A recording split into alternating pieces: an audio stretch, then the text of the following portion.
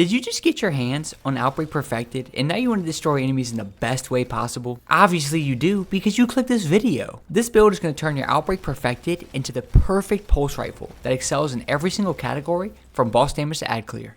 So obviously we're going to talk about Outbreak first. The role you're eventually going to want to craft is extended barrel, accurized rounds, and rapid hit with fitted stock. This is the perfect mixture of range, reload speed, and recoil control.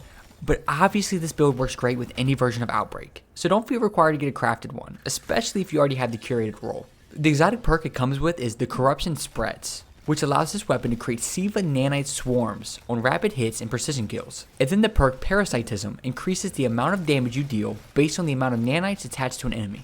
I'm telling the god honest truth here. Outbreak is my favorite weapon in Destiny. The amount of ad clear you can give these nanites is crazy. Plus, they will even linger for a little while, acting as a little cute bodyguard for your little cute little ass.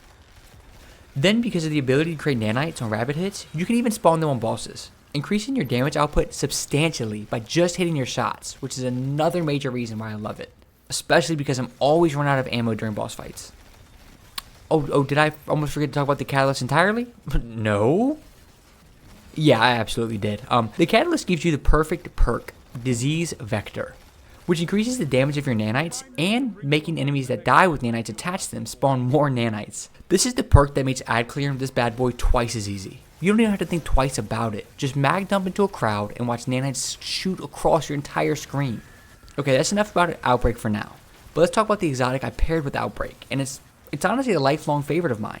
And by lifelong, I mean like 10 months, because that's about how long ago I started playing Warlock. Yeah, and it's Chromatic Fire. Chromatic Fire has the perk Crystalline Transistor, which makes precision final blows from kinetic weapons create an explosion that deals damage in the element of your subclass and applies elemental effects. The beauty of Chromatic Fire is in its simplicity. It's like adding Firefly to any kinetic weapon you have. And in this build, I found Solar to be the absolute best fit because it'll give us a Scorch Explosion whenever we get a precision kill, on top of our nanites. Already, without getting too crazy, these two exotics pair amazingly together. But let's see how much better we can get with our subclass. Like I mentioned earlier, we're using Solar. For our super, it's Daybreak. Nah, I'm playing. It's Well of Radiance. You were so excited. You thought you could escape the well. I'm so sorry. Well is just too good of a team play to even think about that. And for our class ability, this just in. Broke, Healing Rift, Woke, Phoenix Dive. You can feel free to use Healing Rifts if you're extremely boring and hate fun, but I took it upon myself to use Phoenix Dive in this build. It'll help us generate ability energy, scorch enemies, and it will still heal allies, but while on the move. And look, I know it's a hot take, but trust me when I say this, it's just more fun. For your melee, you're going to want to use Snap, because you can apply 20 scorch per projectile up to 100. And you know what 100 scorch gets you. Ignition! Yay! Ignitions! Yay! Yay! So yeah, this will help us get as many ignitions as possible in this build, pairing perfectly with our Chromatic Fire explosions. The grenade is where I struggled the absolute most in this build, because you get a few good options. Up first, you have the healing grenade. With the aspect Touch of Flame, which we're going to cover shortly, this grenade applies 2 stacks of Cure and 2 stacks of Restoration, making it an amazing healing option for you and your allies. But a major part of this build is Scorch, so you might want to create as much Scorch as possible like I do. And to get good Scorch, here are your best options. Up first, you can choose the Fusion Grenade, which will apply 60 Scorch and has a cooldown of 73 seconds. A Solar Grenade, which can apply up to 80 Scorch if the enemy does not move and stays in the magma the entire time, with a cooldown of 152 seconds. Or the Incendiary Grenade, which will apply 80 Scorch every 105 seconds. So the best SPS, or Scorch per second of cooldown, is for sure the Fusion Grenade. And that's why I chose it. Plus, it's the easiest to get the full damage of, and it does the most damage to a moving boss.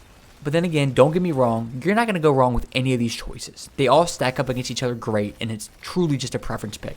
Now that we're done with all the ability talk, let's cover our aspects. Up first is Touch of Flame. Your healing, solar, firebolt, and fusion grenades have enhanced functionality.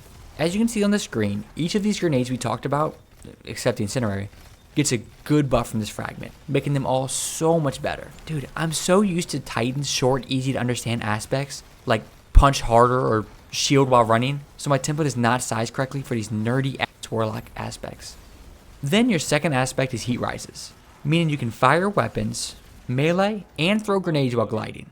You can also hold to consume your grenade, gaining heat rises, and releasing a burst of healing energy that cures nearby allies. The strength of the burst is increased when a healing grenade is consumed, and final blows while airborne will increase the duration of heat rises and grant melee energy. So basically, you're becoming a floater. Fuck, I hate that video so much, but since I had to suffer, so did you. And yeah, with heat rises, you get to fly for a really long time and do a bunch of cool floaty stuff, but the main reason we're using this is for the ability to heal yourself and allies on command. Okay, let's talk about fragments. First up is Ember of Ashes. This will increase the number of scorch stacks you apply to targets by 50% in most cases. The more scorch, the better, am I right? Yeah, of course I am. With Chromatic Fire, you'll apply 20 scorch per explosion with this fragment.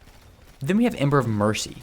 When you revive an ally, you and other nearby allies gain restoration. Picking up a fire sprite grants restoration. Being a good teammate is always good, and picking up fire sprites already grants you 13% grenade energy, so we'll take restoration on top for a 2-for-1 deal. Our third fragment is Ember of Searing. Defeating scorched targets grants melee energy and creates a fire sprite. 8% energy per scorched enemy kill is insanely good, especially because every single enemy we kill will be scorched. Oh, and then yeah, we can actually create the fire sprites we need for Ember of Mercy now, so that's another point. And our last fragment is Ember of Singeing, which will grant 300% base class ability regeneration for 3 seconds upon applying Scorch to an enemy. As you've seen, we're applying so much Scorch throughout the entire build, so we'll have a near 300% boost to our class ability all of the time. Now that we covered the entire build, let's cover mods really quickly. On your helmet, the only necessary mod is Kinetic Siphon for orb generation. On your gauntlets, you're going with 2 grenade kickstarts. We want as many grenades as possible. Whether we're eating them or throwing them, we want them. So this grenade energy boost will help a lot. On your chest plate, we're going with 2 charged up mods. This will help our kickstart mods kickstart that much harder. On your legs, you're going with stacks on stacks, recuperation, and innervation. Stacks on stacks is just another assistant on helping us get more armor mods for our kickstart. And then the pair of innervation and recuperation gives us health and grenade energy on every single orb pickup. And lastly, on our bond, we have 2 times Bomber and 1x Reaper. You're not going to believe this. Bomber's for grenade energy whenever we use our class ability, which we're going to be doing a lot of with our Phoenix Dive. And then Reaper will be another great way to create orbs. Okay, let's wrap up this build by talking about the artifact mod. First up is Overload Pulse. I usually don't recommend champion mods, but since we're talking about an actual pulse rifle, this is a no-brainer. And then the only other mod that really fits in here is Revitalizing Blast. So when you deal damage with a solar ability to a boss or champion, they are weakened. And look, I really do wish Chromatic Fire changed your weapon's element to match your subclass so bad. That way we could throw so many artifact mods into this build, but I guess that would just be a little too overpowered. Look, go out there and have some fun. These nanites stack between you and your allies, so if you and your friend, or 2, are using Outbreak against an enemy, you will kill them significantly faster. Thank you so much for watching. Final Shape is right around the corner, and I'm trying to get back into the grind as much as possible. See ya!